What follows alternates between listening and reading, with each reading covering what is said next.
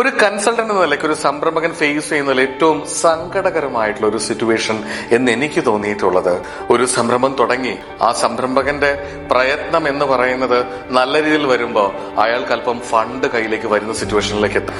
ആ ഫണ്ട് വരുന്നതിനെ കണ്ട് ബിസിനസ്സിന് എക്സ്പാൻഡ് ചെയ്യാം എന്ന് പറഞ്ഞുകൊണ്ട് അയാള് ആദ്യം 1-2 ജീവനക്കാരെയോ ഓഫീസിനെയോ ഒക്കെ എടുത്ത് മുന്നോട്ട് വെക്കുന്ന ഒരു സ്റ്റെപ്പില് അയാൾക്കുണ്ടാവുന്ന ഒരു സിറ്റുവേഷൻ ഉണ്ട്.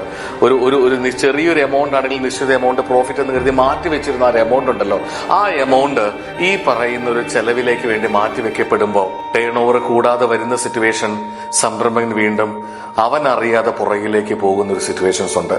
വളരെ വളരെ സങ്കടകരമായിട്ടുള്ള സിറ്റുവേഷൻ ആണ്. കാരണം ഈ സിറ്റുവേഷൻ യഥാർത്ഥത്തിൽ മനസ്സിലാകാതെ നിൽക്കുന്ന ഒരു ടീം മെമ്പേഴ്സ് ആണ് അദ്ദേഹത്തിന് ഒപ്പമുള്ളതെങ്കിൽ അയാളുടെ പുറകോട്ട് പോക്കെന്ന് പറയുന്നത് ഒരു 2 മടങ്ങിലേക്കുള്ള ഒരു യാത്രയായിരിക്കും.